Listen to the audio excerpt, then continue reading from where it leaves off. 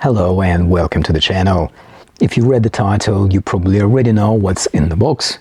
We have here a recent Pagani design release.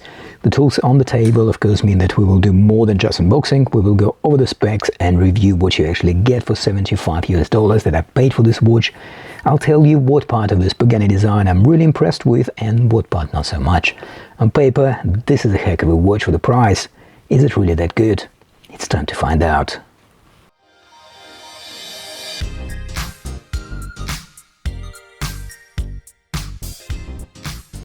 Hi and welcome to the Shiny Things channel. If you are new here, please make sure to hit that subscribe button. It does help our channel to grow and bring you more reviews. And if you are already subscribed, thank you and very warm welcome back. Also, the links to where you can find the watch in this video and other watches that we reviewed in the past are in the description box below. First, a quick unboxing.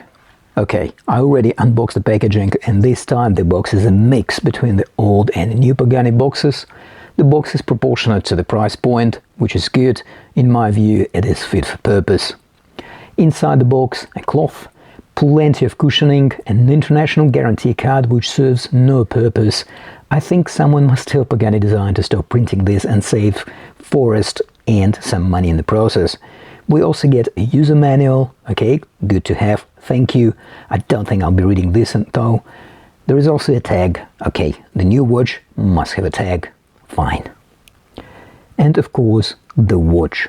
An absolute eye candy in my opinion. A very good homage to the Tag Autavia.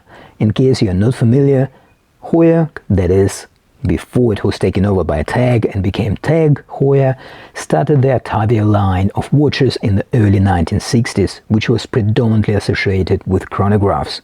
The name comes from the Heuer instrument clocks that date all the way back to the early 1930s. The name is a combo of words automotive and aviation. However, this line of watches is associated predominantly with motorsport.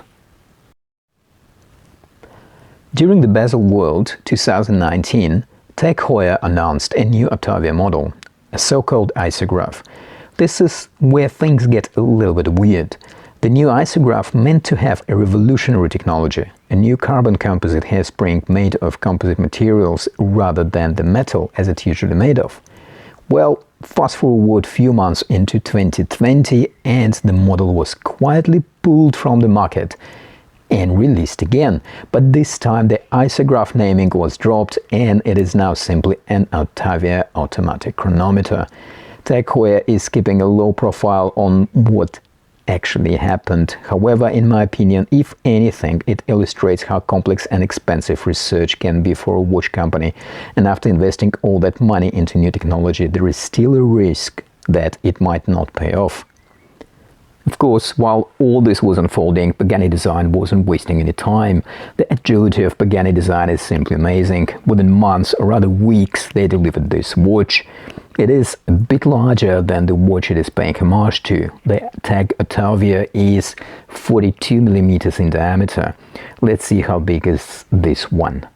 So the diameter is just under 44 mm, probably closer to 43.5, I would say, because of the protruding bezel. Height is around 15 mm, lug width is 22 mm, lug tip to lug tip just over 50 mm, which is pretty much on the border of what I would wear comfortably on my about 7-inch wrist. The bracelet tapers down to around 18 mm and the width of the clasp is about 20 mm. More on the bracelet in a minute. For now, I'll just say it is quite impressive.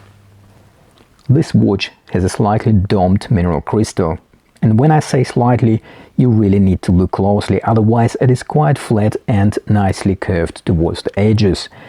I did a quick test to dispel any doubts in regards to the crystal material. It is definitely mineral glass, which is not a big surprise at this price point.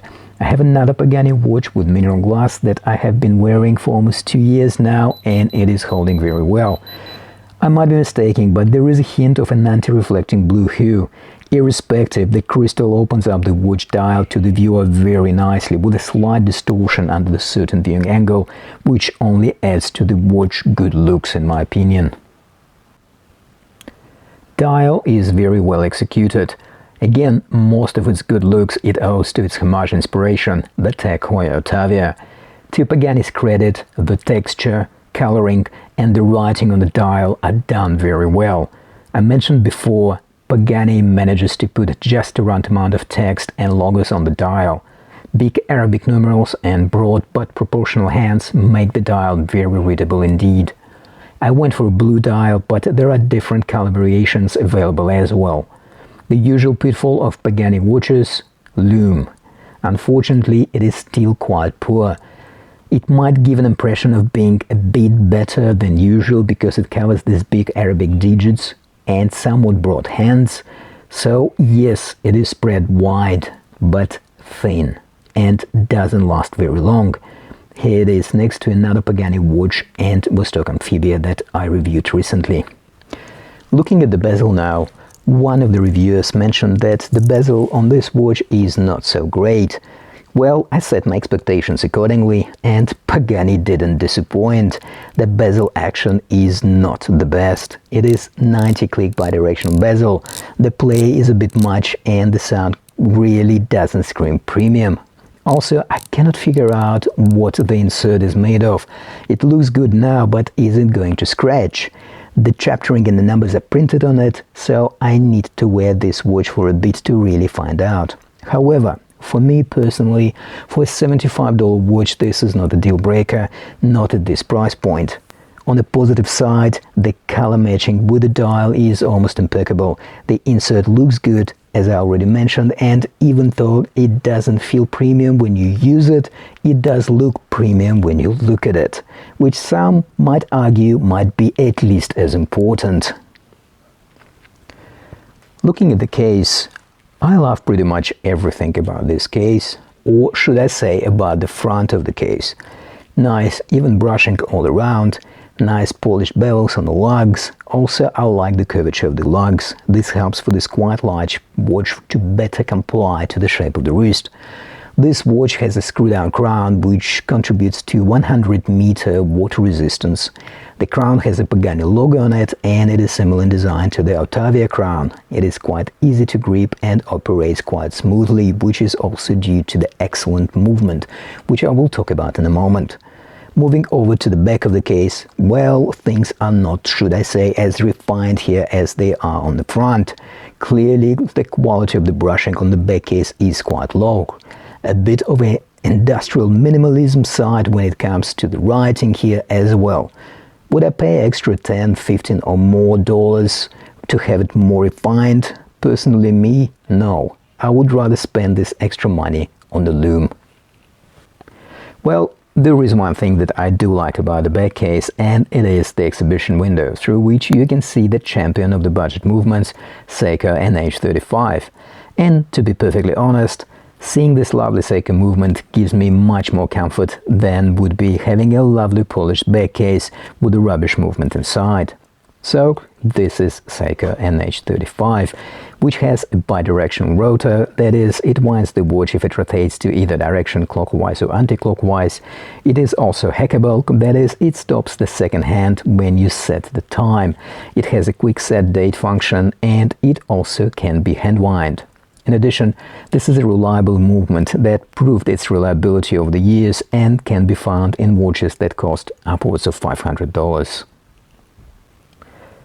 Bracelet. Well, this is where things get really interesting. Solid, nicely curved end links. I would prefer not to have a protruding end links, however, the shape of these links help to keep the watch sitting on the wrist better than it would otherwise. And coincidentally, this is similar to the end links on the Autavia watch. Looking further at the bracelet, chunky solid links, milled clasp, even a diver extension. Okay, it is pressed, but so is the diver extension on the Tag Heuer Aquaracer. On Seiko watches, for example, you will need to get to the $300 plus price point to get anything close to this level of quality. In conclusion, this is purely my personal opinion. And I think this is a brilliant watch for the price, if you want some of that cool Autavia looks but not ready to pull the trigger on an almost $3,000 purchase. Well friends, thank you for watching. Don't forget to click that subscribe button so you don't miss any new videos, and of course hit that like button or the other one if you feel that way. We appreciate the feedback. Thank you for tuning in. All the best, take care, and till the next review. Goodbye.